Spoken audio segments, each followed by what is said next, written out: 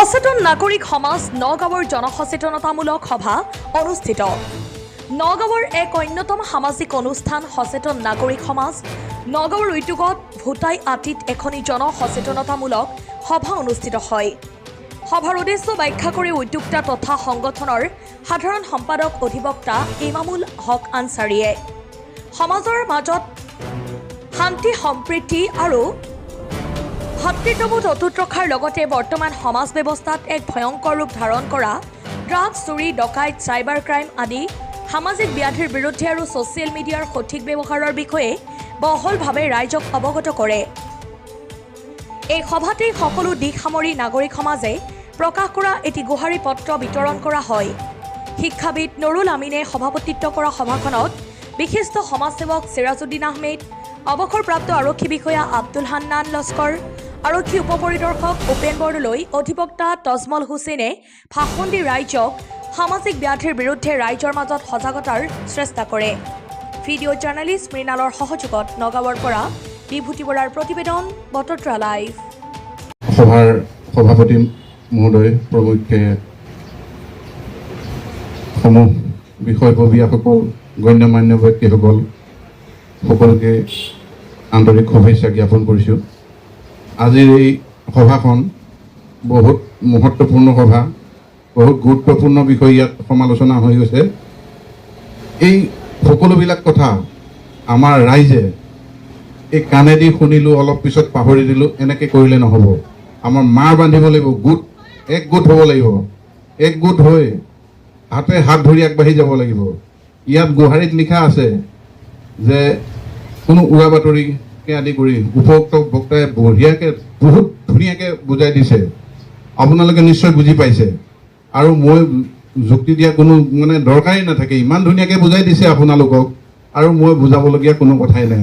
তথাপিও আপোনালোকক আমি নাগৰিক সমাজৰ লগত সদায় আছোঁ, সদায় থাকিম। আপোনালোকৰ অসুবিধা থাকিলে আমাক কল কৰিব, আমি আপোনালোকৰ লগত আছোঁ। আৰু এটা বিশেষ কাৰণে কথা এটা ক'বলগীয়া হ'ল। বিশেষ কাৰণটো হ'ল আমাৰ এই ড্ৰাগছে গোটেই বিষয়টোক এনেকুৱা এটা দিশলৈ ঠেলি লৈ গৈছে, গোটেই সমাজখনক উঠি অহা প্ৰজন্মক পংগুটো কৰিছেই। আৰু এই আমাৰ সমাজখন লজ্জাজনক পৰিণত হৈছে বেলেগ মানুহৰ চকুত। গতিকে এই ড্ৰাগছৰ এইটো আমি চবেই গুৰুত্ব দিব লাগিব যে কোনে ড্ৰাগছৰ ব্যৱসায় কৰিছে, কোনে কি কৰিছে। আপোনালোকে ধৰিব নালাগে, আমাক ইনফৰমেশ্যন দিব, আমি কাক কেনেকৈ ক'ত ধৰিব লাগে সেই ব্যৱস্থাটো আমি কৰিম। কিন্তু আপোনালোকে ধৰি পেলাই টাৰ্গেট হোৱাতকৈ আমাক খালি পইণ্ট আউট কৰি দিব, আপোনালোকে ডাইৰেক্ট নেদেখাব, আমাক মনে মনে আমাক ইনফৰমেশ্যনটো দিব, আমি কেনেকৈ কি কৰিব লাগে আমি কৰিম, যাতে এই ড্ৰাগছৰ এইটো নিৰ্মূল হয়। নহ'লে এই ড্ৰাগছে আমাৰ সমাজখন পংগু কৰি পেলাইছে। ধন্যবাদ। আজি আমাৰ সচেতন নাগৰিক সমাজ নগৰ সৌজন্যত এই ভোটাইটিত এখন জনসচেতনমূলক সভা ইতিমধ্যে হৈ গ'ল। উক্ত সভাত আমাৰ কেন্দ্ৰীয় সমিতিৰ ভালেকেইজন বক্তাই বক্তব্য প্ৰদান কৰিছে। স্থানীয় ৰাইজৰ যথেষ্ট সহায় সহযোগ আমি দেখা পালোঁ। সভাৰ অন্তত এটাই কথা স্পষ্ট হৈছে যে আমি প্ৰথমে আত্মসমালোচনাৰ বাবে নিজকে শুদ্ধি কৰিব লাগিব। আমি অধিকাৰ বিচৰাৰ আগতে নিজৰ দায়িত্বখিনি বুজি পাব লাগিব। আমাৰ কিছু দায়িত্ববোধ আছে সমাজৰ প্ৰতি, যিটো আমাৰ ধৰ্মীয় ফালৰ পৰা আমাৰ ওপৰত ন্যায্য। ভাৰতৰ সংবিধানেও আমাৰ ওপৰত এইখিনি বস্তু আৰোপ কৰিছে যে আমি অধিকাৰ প্ৰাপ্যৰ লগতে আমাৰ কিছুমান অধিকাৰ সাব্যস্ত কৰাৰ আগতে কিছুমান দায়িত্ব পালন কৰিব লাগিব।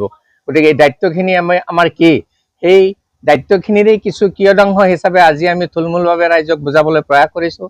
তাৰ ভিতৰত আমি প্ৰায় 12টা দফা সম্বলিত এখন গুহাৰি পত্ৰ ইতিমধ্যে ছপা কৰি ওলাইছোঁ আৰু এইখিনি ৰাইজৰ মাজত বিতৰণ কৰা হৈছে।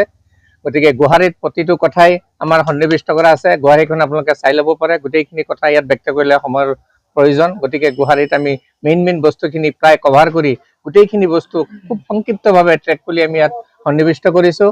এটাই কথা হৈছে যে আমাৰ যিটো আৰ্থসামাজিক যিটো ব্যৱস্থা, এই ব্যৱস্থাটো আমি আগতে টনকিয়াল কৰিব হ'লে আমাৰ কিছু আত্মসমালোচনামূলক বস্তুৰ দৰকাৰ আছে।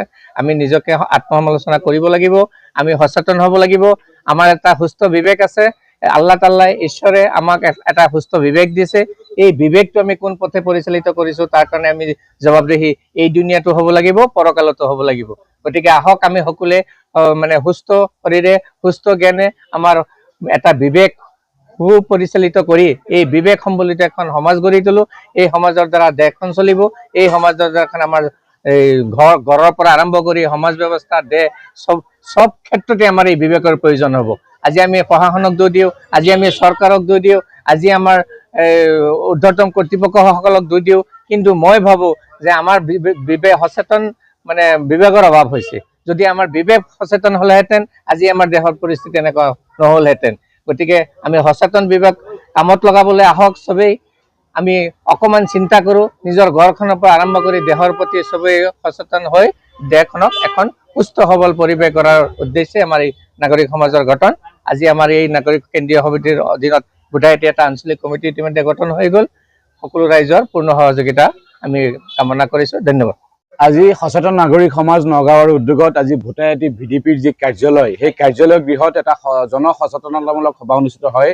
আৰু এই সভাত মই এই বৃহত্তৰ ভোটায়তী অঞ্চলৰ VDP কমিটি, ইয়াত কবৰস্থান কমিটি, ঈদগাহ কমিটি, শান্তি কমিটি বা বিভিন্ন সচেতনতামূলক কামৰ লগত জড়িত বা শান্তি কমিটিৰ লগত জড়িত মানুহসকল উপস্থিত হৈছে। আৰু ইয়াত এই বিশেষকৈ সামাজিক বিষয়সমূহত বেছিকৈ চৰ্চা লাভ কৰিছে। আজি সচেতন নাগৰিক সমাজ এটি সামাজিক সংগঠন হিচাপে এটা খুব সুন্দৰ এটা কাৰ্যসূচী আৰু ৰাইজৰ এটা খুব সুন্দৰ সহযোগ। বিশেষকৈ বেআইনী কামবিলাক যিবিলাক আমাৰ সমাজত প্ৰচলিত হৈ আছে, ড্ৰাগছ ব্যৱহাৰ, বেপাৰ তথা বাল্য বিবাহ তথা বেআইনী যিবিলাক কাম কাজ আছে, অসামাজিক কাম কাজ আছে, যিবিলাক নেকি সমাজৰ ক্ষতিকাৰক কাম কাজ আছে, সেই বিষয়সমূহে প্ৰাধান্য লাভ কৰিছে। আৰু দেখিছোঁ প্ৰত্যেকজন সচেতন ব্যক্তিৰ এটা মানে উদাত্ত আহ্বান যে আমি সমাজখনক ভাল কৰিব লাগিব, যে আমি আইনমতে চলিব লাগিব, আইন প্ৰশাসনক আমি সহযোগ কৰিব লাগিব, আৰু এটা শান্তিৰ পৰিৱেশ, সুস্থ পৰিৱেশ আমি সমাজত গঢ়ি তুলি আমি আমাৰ নগাঁও, আমাৰ অসম, আমাৰ ভাৰতভূমিক আমি আগুৱাই লৈ যাব লাগিব। ইয়াত শিক্ষা, স্বাস্থ্য আৰু বাল্য বিবাহ, ড্ৰাগ ইত্যাদিৰ ওপৰত আলোচনা হৈছে। আৰু প্ৰত্যেকজন ব্যক্তিয়ে নিজৰ বক্তব্যত সঁহাৰি জনাইছে আৰু তেওঁলোকে আমাৰ লগত সম্পূৰ্ণ সহায় সহযোগিতা কৰিম বুলি প্ৰতিশ্ৰুতি দিছে। গতিকে আমি খুব মানে সুখী। সচেতন নাগৰিক মঞ্চই এক গুহাৰি পত্ৰ প্ৰকাশ কৰিছে। কেনেকুৱা ধৰণৰ বিষয়বিলাক উল্লেখ আছে গুৱাহাটীত? প্ৰায় আমি 11টা পইণ্ট আমি উল্লেখ কৰি দিছোঁ। তাত এই বৰ্তমান দেশৰ পৰিস্থিতিত মানুহে ছ'চিয়েল মিডিয়া ব্যৱহাৰ কৰোঁতে সাৱধান হোৱা উচিত আৰু উত্তেজনামূলক কথাৰ পৰা এৰাই চলি ধৈৰ্যৰে সৈতে আৰু উত্তেজনামূলক কথা যাতে কোনেও নকয় তাৰ কাৰণে আমি অনুৰোধ জনাইছোঁ। ইয়াত বিভিন্ন জাতি, জনজাতি, জনগোষ্ঠী, ধৰ্মাৱলম্বী মানুহৰ মিলনভূমি অসম। ইয়াত আমি সকলোৱে মিলিজুলি যাতে আমি থাকিব পাৰোঁ তাৰ কাৰণে শান্তি সম্প্ৰীতি অটুট ৰখাৰ কাৰণে আমি আহ্বান জনাইছোঁ। লগতে আৰু কিছু যাতে কোনো অসামাজিক কাম কাজ সমাজত বিয়পিব যাতে নোৱাৰে আৰু যাতে উৰা বাতৰিত মানে হেৰি নিদিয়ে, মন কাণ নিদিয়ে, আগত 10 বাৰ চিন্তা কৰি যাতে উৰা বাতৰিৰ কথাবিলাক মানে ভালকৈ বুজাৰ যত্ন কৰে, ইয়াৰ কথাবিলাক আমি দিছোঁ। লগতে মানুহবিলাকক স্বাৱলম্বী হ'বলৈ উৎপাদন বৃদ্ধি কৰিবৰ কাৰণে কৃষকসকল আৰু ব্যৱসায় বাণিজ্যত গুৰুত্ব প্ৰদানৰ কাৰণেও কথা ৰাখিছোঁ।